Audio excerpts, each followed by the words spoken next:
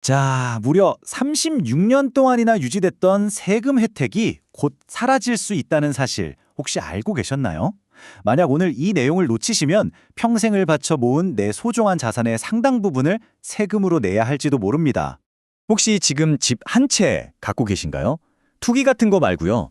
정말 오랜 시간 동안 우리 가족이 함께 살아온 바로 그 집 말입니다. 만약 그렇다면 정말 잘 들으셔야 합니다. 2027년도부터는요, 지금보다 수억 원의 세금을 더 내야 하는 상황에 올 수도 있습니다. 이게 그냥 세금이 조금 오르는 수준의 얘기가 절대 아니에요.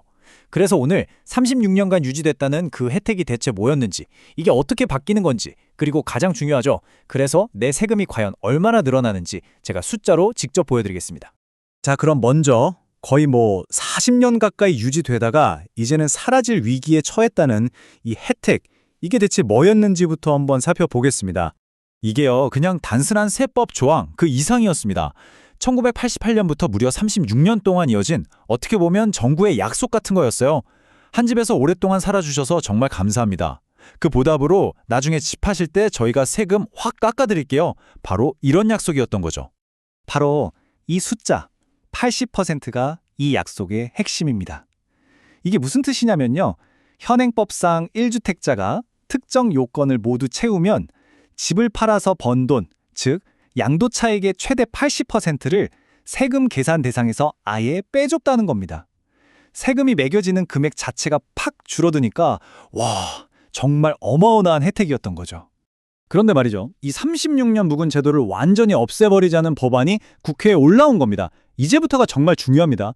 계산 방식이 아예 근본부터 뒤바뀌는 겁니다. 이게 어떻게 다른지 제가 비유를 들어서 아주 쉽게 설명해 드릴게요.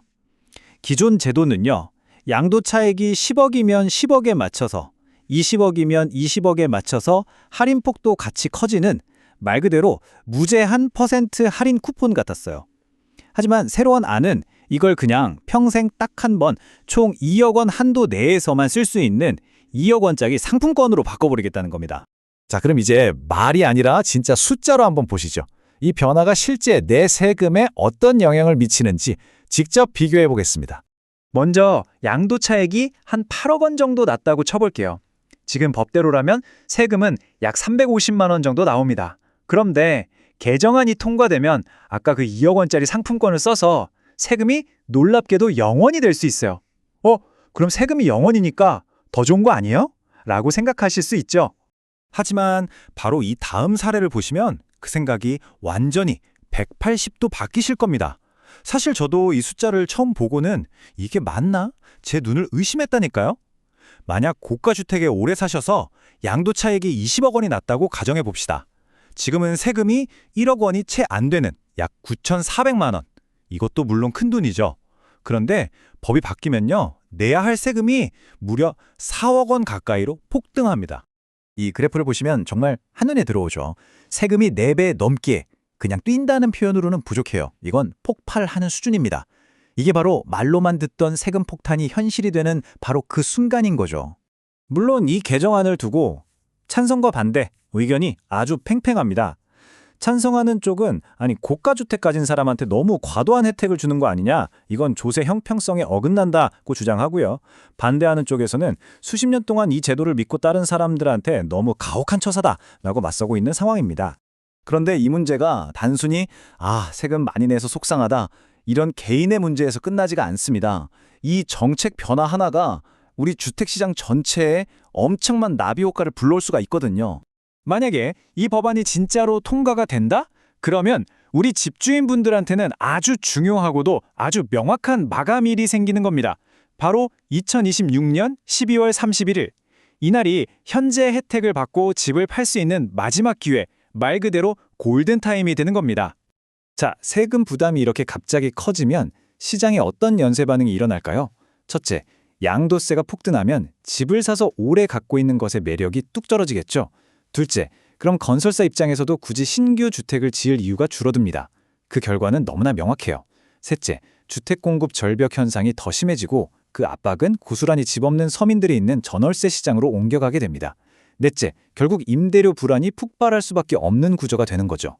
에이, 설마 그렇게까지 되겠어 하실 수도 있는데 지금 이 숫자를 한번 보세요. 서울의 신축 빌라 공급이 지난 7년 동안 무려 86%나 급감했습니다. 공급 절벽이라는 게 그냥 미래의 걱정거리가 아니라 이미 우리 눈앞에 닥친 현실이라는 아주 명백한 증거죠. 그리고 이 모든 과정의 최종 결과는 결국 임대료 폭등으로 이어질 수밖에 없습니다.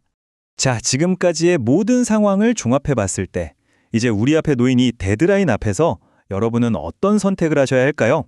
오늘 내용이 좀 복잡했을 수 있으니 제가 딱 4가지 핵심만 다시 한번 정리해 드릴게요. 첫째, 36년간 이어진 아주 중요한 세금 혜택이 사라질 위기에 처했다. 둘째, 집값이 많이 오른 분들의 경우 양도세가 4배 이상 폭등할 수 있다.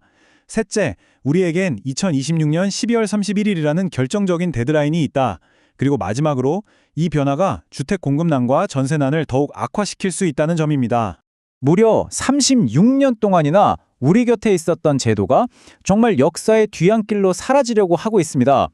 이제는 정말 감정적인 판단이 아니라 냉정하게 계산기를 두드려 봐야 할 바로 그때입니다. 이런 상황 속에서 여러분의 소중한 자산을 지키기 위한 최선의